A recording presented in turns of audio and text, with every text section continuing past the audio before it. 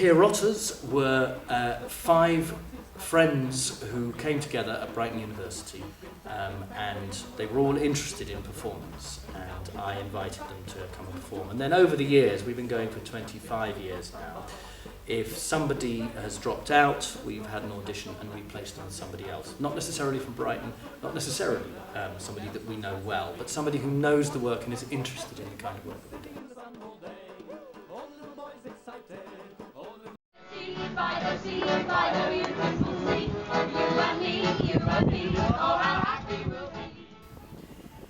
The Pierrotters grew organically and has taken 25 years of growth.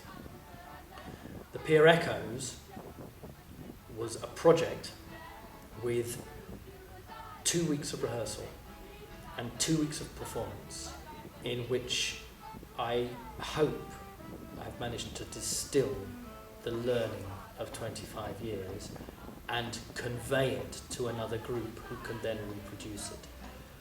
So it's an exploration about the way in which the form that we, as the Pierrotters, evolved, is whether that is robust, whether it stands the test of examination against the original material and the original context that the Pierrot troops emerged into in the late 19th and early 20th century.